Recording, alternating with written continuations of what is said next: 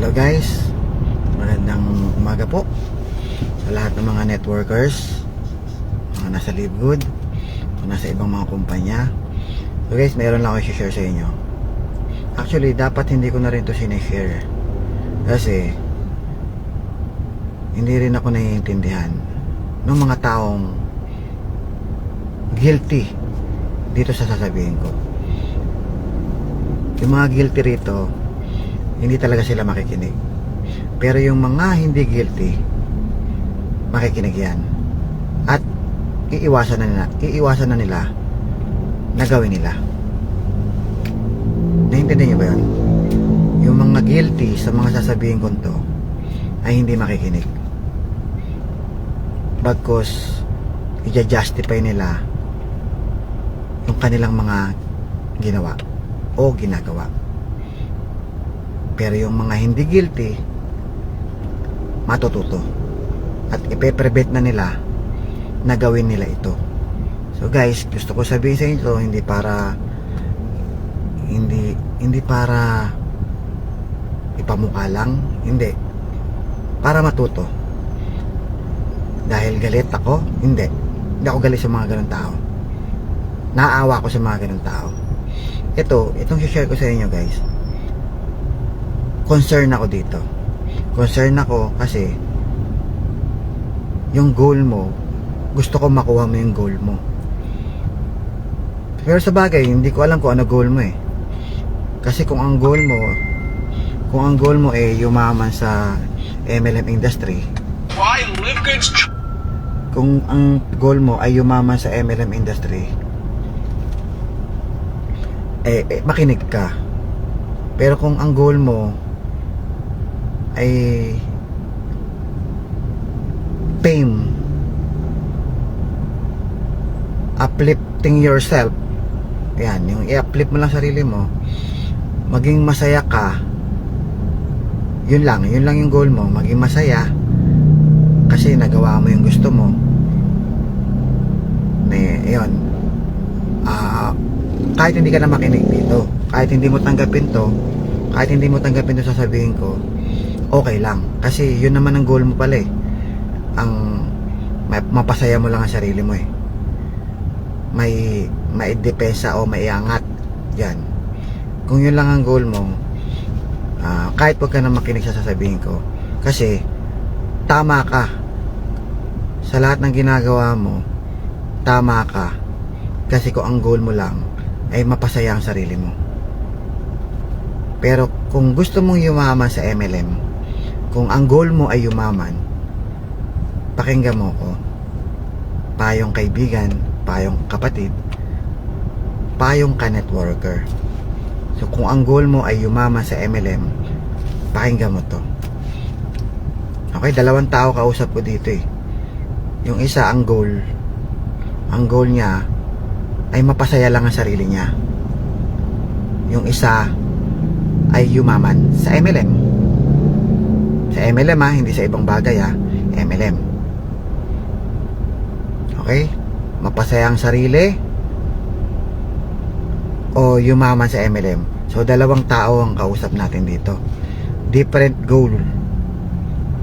Two different people, two different goal, diba? Dalawang goal. In English ko pa nasasablay tuloy pag in-English eh. May S ba o walang S? Lagi ako napupunan ng kuya ko eh. Yung kuya ko kasi matalino, graduate yun ng nurse, top 100 sa US board exam. Hindi, top 1,000 lang pala. So yung matatalino mga kapatid ko, yung mga graduate yung mga kapatid ko, may graduate ng CEO, graduate ng mga tourism, nurse.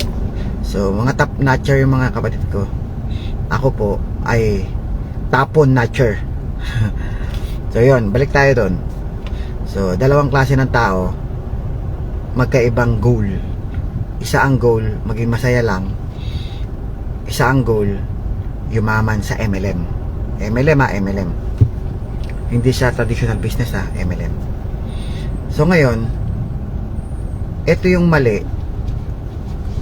Kung ang goal mo ay yumaman sa MLM, ang mali yung magpo-post ka sa social media in public na kinukutya mo yung kapwa mo networker. mortal sin po yun, kasi wala pong magandang epekto po yun na makakatulong papunta sa goal mo na yumaman sa MLM. So hindi siya makakatulong papunta sa goal mo. In fact, makakahatak pa sa'yo yung pababa, napipigilan ka niyan na maging successful sa MLM. Bakit? Explain mo nga. O ganito yun. Ang mga followers o downlines natin, ayaw nilang sumunod sa mga uplines na maraming kritisismo na binabanatan sa social media. Ayaw ng mga downlines yan. Hindi yan sumusunod sa mga ganyan. Sa ngayon, oo. Hanggang sa ma-realize nila, sa next na sasabihin mo, hindi na yung nakikinig. Kasi hindi naman lahat mag-a-agree sa'yo dun. Ayaw nila ng ganong upline. Parang tingin nila, ay yabang ng upline ko. Okay, ganun yun. Ganun ang dating dun. Kaya pansinin mo, walang mga successful networkers na gumagawa niyan. No wonder kaya sila successful. Na-analyze nyo ba yun? So ngayon, kung ginagawa mo siya at hindi ka pa successful sa MLM, no wonder hindi ka pa successful, kasi ginagawa mo siya. So i-analyze nyo mabuti yung mga actions natin para unti-unti mabago natin, para makuha na natin yung goal natin. Kasi hadlang po yun eh. Hadlang po yung mga pangungutya sa social media in public. Ako, kahit kutsain mo siya in internal, kutsain mo siya internal, o yung kayo lang nag-uusap, hindi pa rin maganda eh. Bakit pa rin? Kasi may nakakita naman Diyos eh. Yung Diyos naman nakakita. Kahit na naka-private ang usapan o naka-public man yan, para sa akin, wag gagawin. Kung ang goal mo ay yumaman sa MLM, huwag mo siyang gagawin.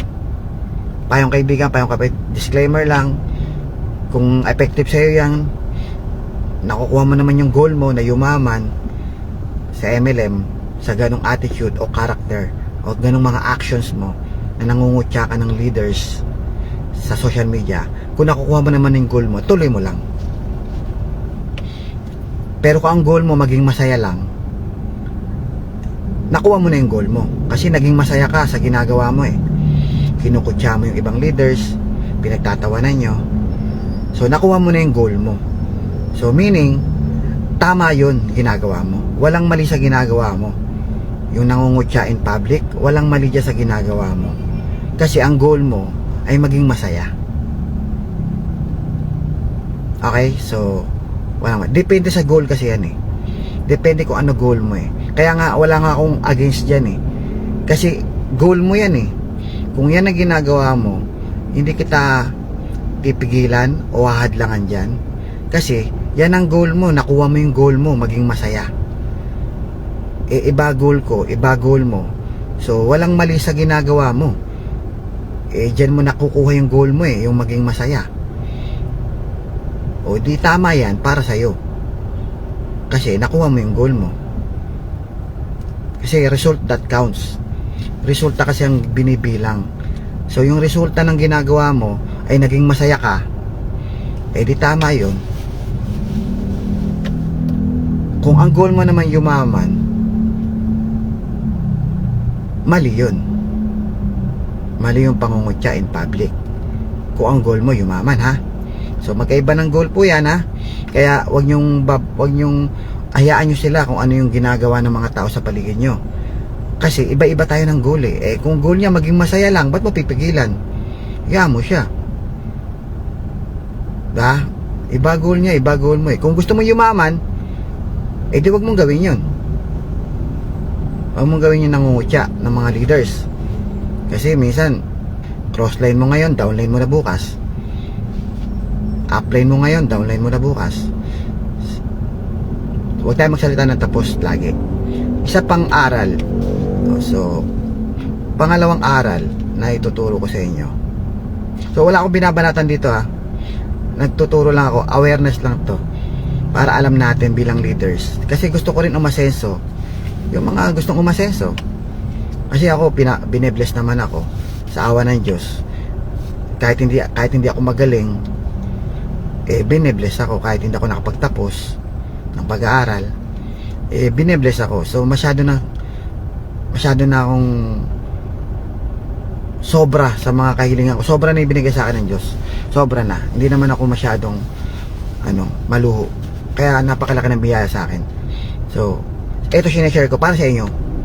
Sa inyo naman. Kayo naman. Tapos na ako Kayo naman ang kumita. Kumbaga, nakuha ko na yung pangarap ko. Okay, so ngayon, although may pangarap pa rin naman ako, pero at least naka-safety na ako doon sa pangarap ko. May safety na ako. Safety net, kumbaga. Tapos may goal pa akong isa pa. So kayo, gusto nyo, may goal kayo sa buhay, dalawa lang yan maging masaya o makuha pangarap. O ganun lang yan. Maging masaya lang kahit hindi mayaman. Okay, nasa yun. Okay, doon tayo sa pangalawang aral. Yung pangalawang aral naman na ituturo ko sa inyo, bilang isang networker to networker hindi po ibang industry. Bilang isang networker, ako po ay na-invite dito sa Live Good ni Kuya Noel. Si Noel ay nandun siya sa kumpanya na Crowd1, na kung saan iniwan ko yung Crowd1. Siya, na-recruit siya sa Live Good. Na-recruit sa Live Good. Ako naman, na-recruit ako sa Atin To. Atin To, yung magnesium na ini-spray sa katawan, lumalakas. Andun ako that time. Tapos na-recruit ako sa Live Good ni Kuya Noel. So meaning, active ako dun Na-recruit lang ako. Kaya ako napunta sa Live Good. Iniwanan ko yung upline ko dun. Iniwanan ko yung upline ko dun sa previous company para lang sumali ako sa Live Good.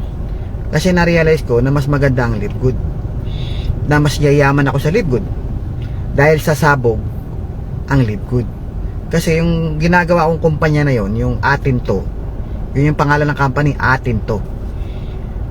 Na-realize ko na hindi sasabog to. Aware ako na kapag ang kumpanya ay hindi sumabog, kahit abutin ako ng 5 taon dyan at hindi sumabog or hindi nasasabog, hindi ako yayaman. Kahit abutin ako ng 5 taon, 10 taon, hindi ako yayaman pag hindi sumabog yung kumpanya. Kailangan ko ng malaking result para yumaman in a short period of time. Hindi yung 5 taon bago ka kumita ng 1 million accumulated pinagsama-sama na 1 million, 5 years. Ang dami kong nakausap na ganyang networker. In 5 years bago naging Millionaires Club. Hindi ka yayaman dun. Aware ako dun, kaya alam ko paano magdesisyon.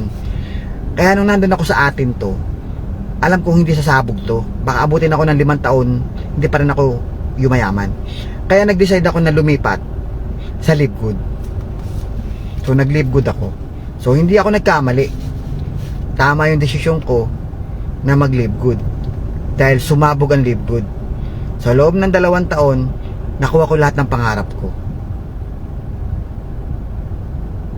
So ngayon, sobra pa yung binigay sa akin kumpara doon sa nasa isip ko. Nadagdagan pa, may bonus pa. So napakagaling ng kumpanya. So hindi ako magaling. Hindi ako magaling. Ang magaling po yung kumpanya. Dahil yung kumpanya ang reason kung ba't maraming sumasali, hindi ako. Kasi kahit magaling ka magsalita, kung yung ini-invite mo ayaw niya ng kumpanya, hindi sasali. Kaya nagkataon lang na maganda yung Live Good na pinasukan ko. Kaya yung inoffer ko sa mga leaders, kinagat nila. Kaya sila nagpasukan sa Live Good. Ang kinuha kong mga leaders, siyempre yung mga nasa different companies na MLM, siyempre kinuha ko sila. In-invite ko yung taga Atin To, active, napasali ko. In-invite ko yung active sa AIM Global. Active siya that time.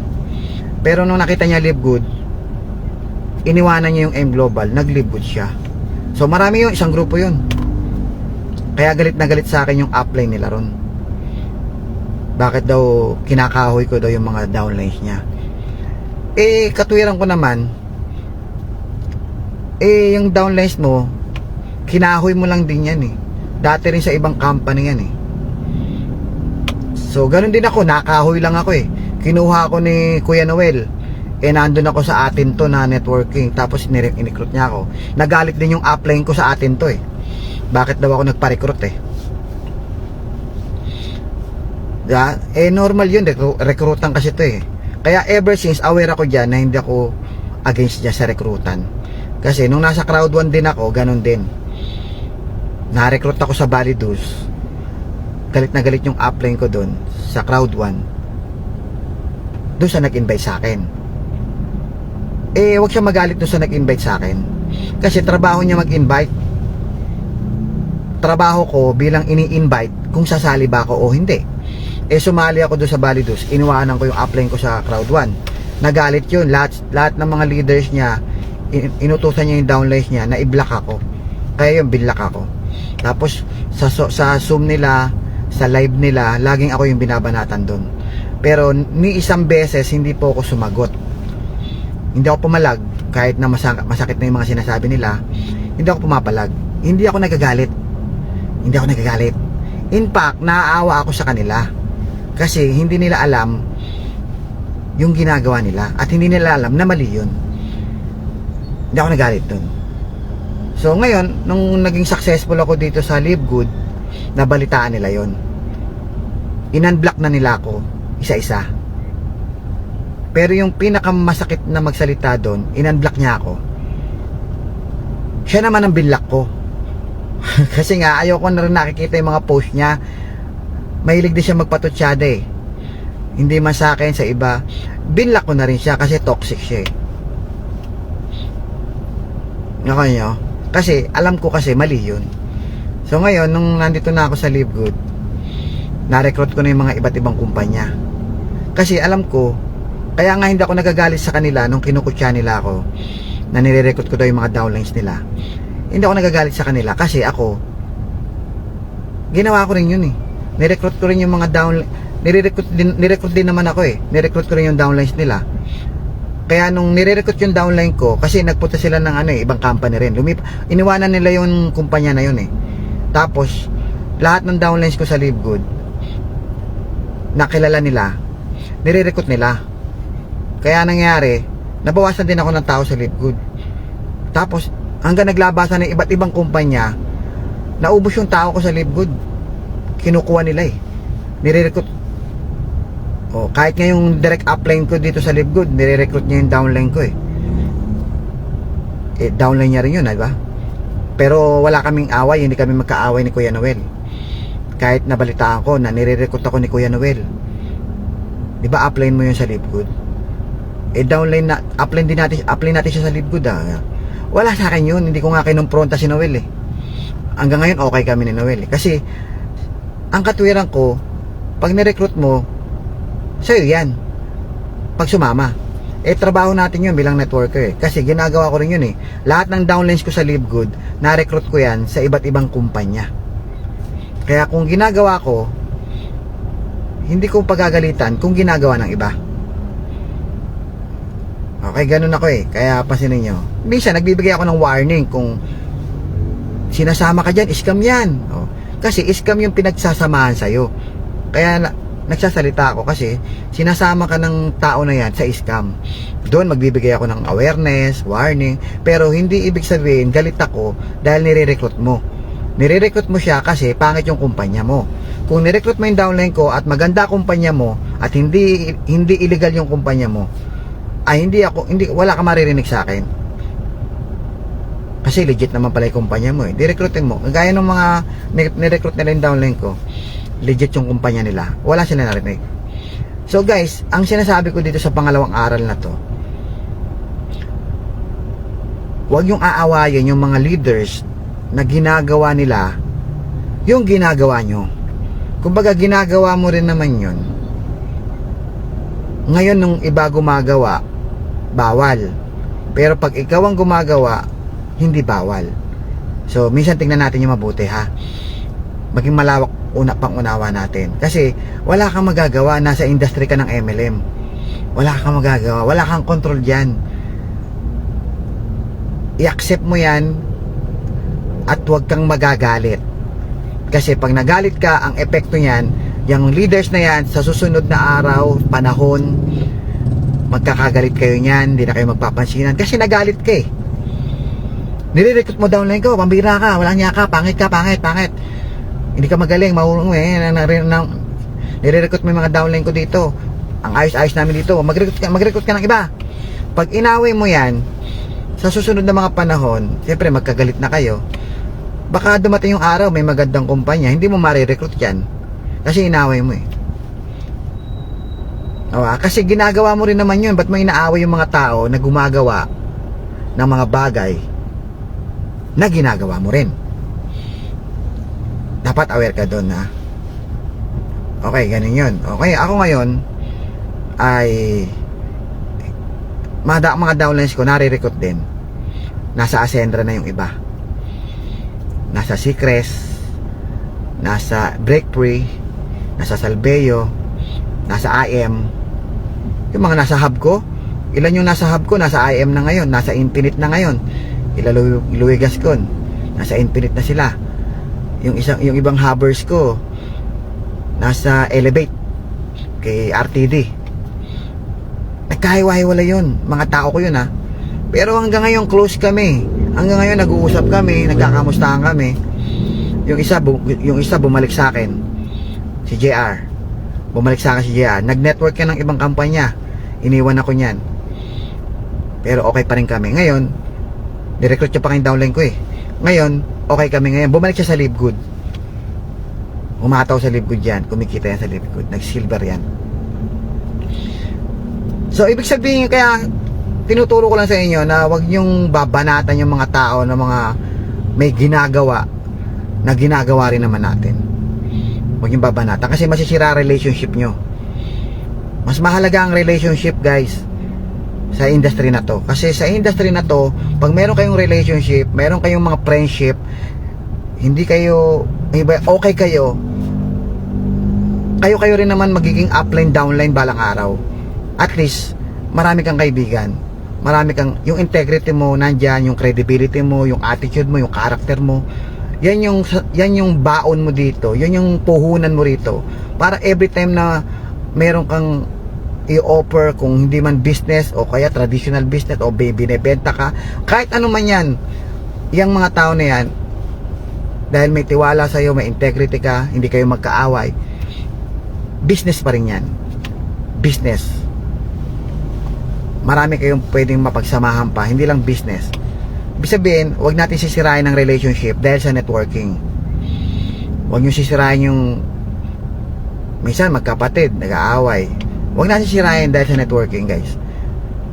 Networking lang yan. Huwag nyo sirain. Pamilya, ako, meron akong classmate.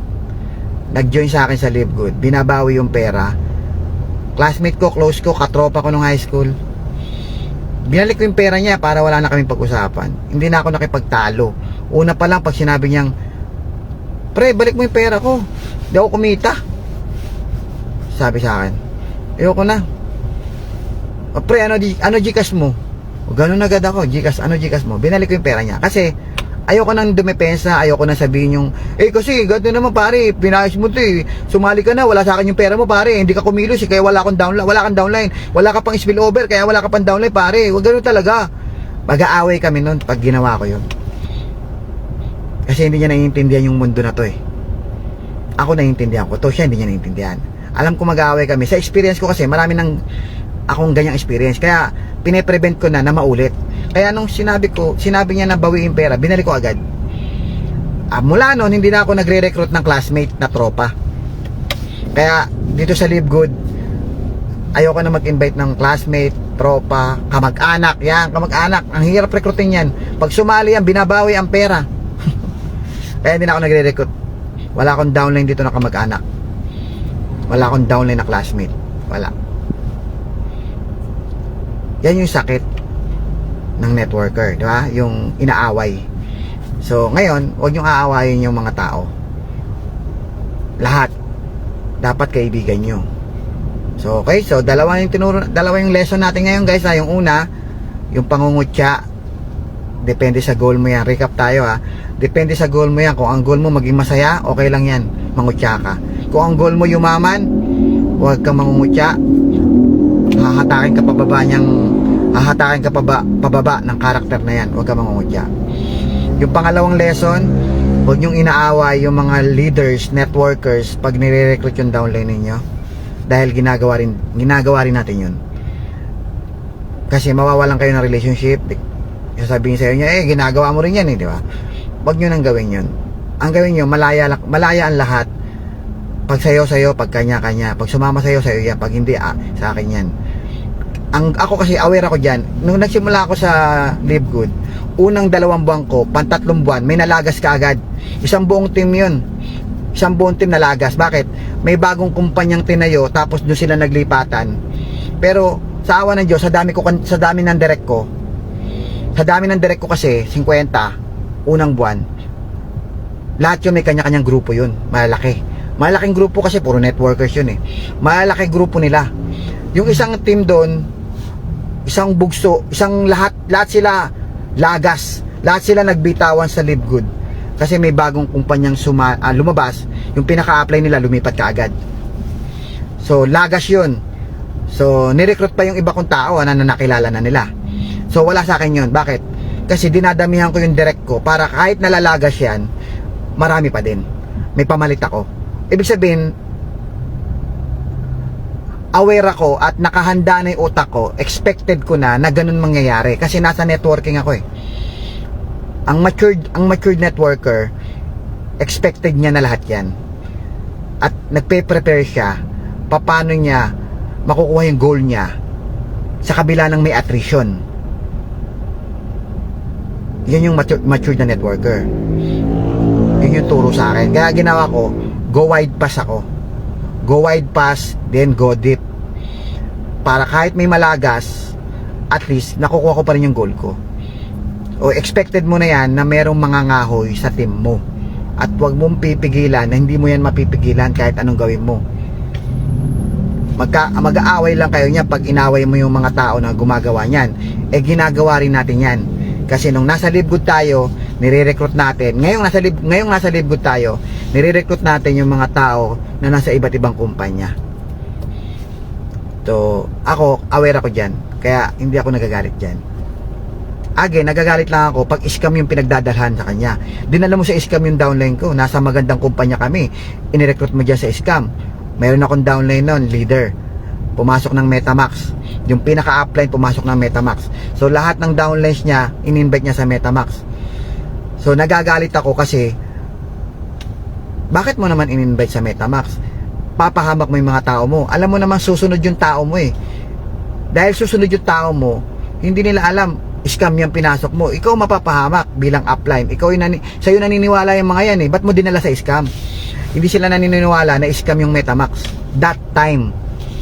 Hanggang sa nagsara na, doon lang sila naniwala na tama ako. Pero hindi ko sila inaway. Sinasabi ko lang sa kanya, mapapahamak ang tao mo, huwag mong dalhin dyan. Galing ako dyan.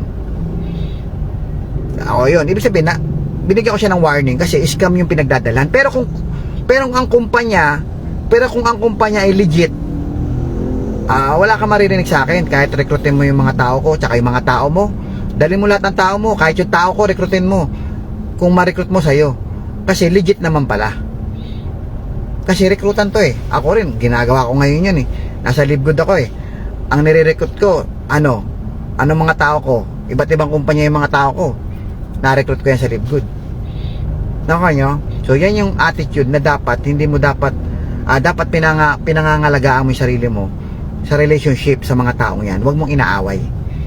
Tingnan mo yung mga downline kong lumipat. Si Coach Judah lumipat yan. Si Chris tsaka Saber Club. Pero hindi ko yan inaway. Kita mo, hanggang ngayon ina-approach niya ako, nakakausap ko siya. Bumalik sa Live Good yan, okay kami.